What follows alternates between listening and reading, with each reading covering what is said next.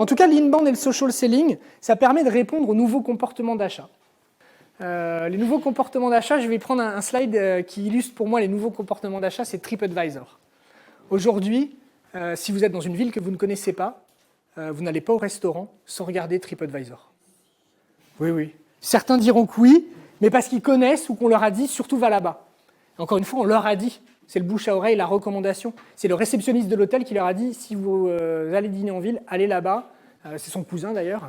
Mais, et il vous a recommandé d'aller. Mais sinon, on va tous sur TripAdvisor. Je suis à Concarneau, j'ai envie de manger des moules frites. Et ben, je vais regarder sur TripAdvisor comment sont notés les moules frites à Concarneau. Et quel est le restaurant dans lequel il faut que j'aille. Et je vais connaître l'ambiance le temps que je marche et que je lise mon smartphone. Et je lirai les recommandations et je saurai à quoi m'attendre. Donc, je ne vais plus me lancer finalement dans une offre sans m'être ultra documenté avant sur l'offre qu'on va me proposer. Et c'est ça les nouveaux comportements d'achat. Et du coup, je vais prendre une rétrospective très rapide. Le marketing 1.0, c'était je fais du marketing de masse, j'imagine des produits, de toute façon, je trouverai des acheteurs. Donc, j'ai qu'à faire des produits, j'ai qu'à innover de temps en temps dans mes produits, je trouverai des acheteurs. Marketing 1.0. Derrière, explosion, surabondance de l'offre, apparition de beaucoup de nouveaux concurrents. Du coup, qu'est-ce qu'il faut faire ? Il faut se différencier. Puisqu'on est 4 à faire des robots culinaires et qu'en plus, il y a Thermomix qui nous fait son robot qui en remplace 20, il faut se différencier. Et donc là, d'un coup, le marketing 2.0, lui, s'est centré sur le client. Il s'est dit, finalement, je vais chercher à bien comprendre les attentes de mon client et à bien répondre à ses attentes et à me différencier. Je vais avoir une proposition de valeur qui sera différente. Si le client se met à comparer 2 produits, avec moi, il saura la différence qu'il y a. Alors, je vais prendre un exemple que les moins de 30 ans ne connaissent pas forcément. À gauche, Betamax, 1975, Sony sort la première cassette à bande grand public. C'est génial. Vous êtes chez vous, vous allez pouvoir enregistrer ce qui passe à la télé si vous n'êtes pas là. L'image est de super qualité, réduction du bruit, c'est top. Seulement, il y a un seul truc qui ne va pas, c'est que l'appareil vaut 1 000 $, et deuxièmement, que la cassette est limitée à 1 heure. Pour enregistrer des films qui en moyenne font 1h30, il y a un tout petit problème. Et donc ces gens-là, ils se sont centrés sur le produit, et ils ont inventé un produit qui était top, qui était vraiment top.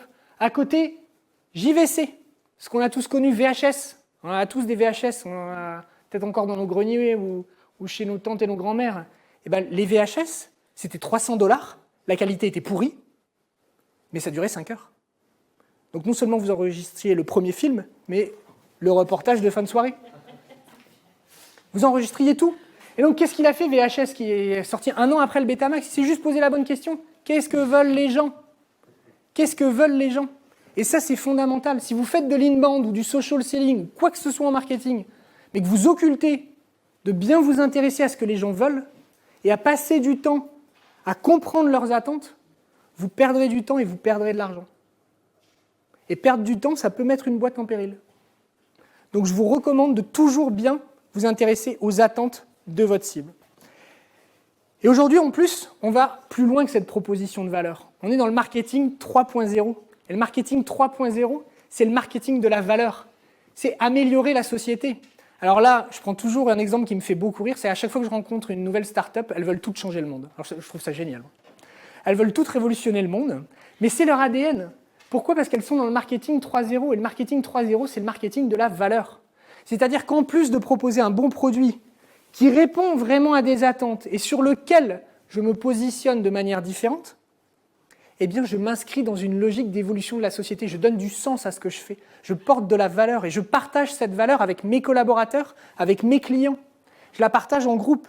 Et c'est vraiment important parce que si on repense aux promesses que je vous ai faites au départ avec Thermomix, ils ne vendent pas le produit.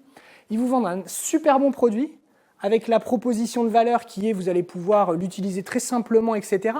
Mais ce qu'il y a au fond derrière, leur valeur, qu'est-ce qu'ils veulent changer dans la société ? Eh bien, ils veulent que même les plus mauvais cuisiniers deviennent d'excellents cuisiniers. Et c'est ce qui les motive. Et c'est ce que vous disent les 4000 vendeurs indépendants. Ils vous disent, mais on ne vous dira plus jamais que vous avez raté le plat. On ne vous dira plus jamais que c'est tout le temps le même plat le samedi midi.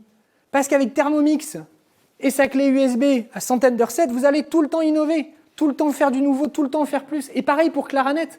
Claranet, ils ne me disent pas qu'ils vont me vendre un bon produit, une bonne solution d'hébergement. Qu'est-ce qu'ils me disent, Claranet? Claranet, ils me disent qu'avec eux, moi, directeur informatique, je vais enfin retrouver de la sérénité et du temps. Je ne vais plus m'occuper des serveurs. Je vais retrouver de la sérénité et du temps pour me permettre d'innover, pour permettre de mieux réfléchir à l'évolution des usages de l'informatique. Ils vont me libérer du temps. Et c'est ça le leitmotiv de Claranet, c'est libérer les entreprises des contraintes techniques auxquelles elles sont confrontées pour bien faire tourner leur système.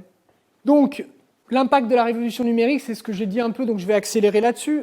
90% des prospects réalisent seuls jusqu'à 50% du parcours d'achat. C'est-à-dire que vous n'entendrez pas parler d'un prospect et de ses intentions d'achat tant qu'il n'aura pas fait des recherches. Google avait fait une analyse en B2B l'an dernier. C'était 90% des gens en B2B commencent leurs recherches dans leur nouveau projet dans Google. Et en général, avant de rentrer en contact avec la première boîte, ils font une douzaine de recherches dans lesquelles ils consultent plusieurs résultats. Ça vous laisse imaginer le potentiel de l'inbound marketing derrière. Parce que la conséquence, c'est quoi? C'est qu'aujourd'hui, en B2B, quand vous avez un commercial qui rentre en contact avec un prospect, le prospect, il a déjà une image de l'entreprise et de ses offres dans la tête. Il a déjà un a priori. Et dans ce cas-là, je vous conseille qu'il soit positif, l'a priori. Parce que si le commercial il débarque avec un a priori négatif, il va passer tous les premiers échanges à ramer pour rattraper la confiance. Alors que les autres commerciaux qui, eux, ont un bon a priori, eh ben, eux, ils galopent, ils font la course en tête. Donc c'est toujours bien d'être soit en tête, soit challenger, mais alors l'outsider, d'être au fond dernier, c'est jamais confortable quand on est commercial.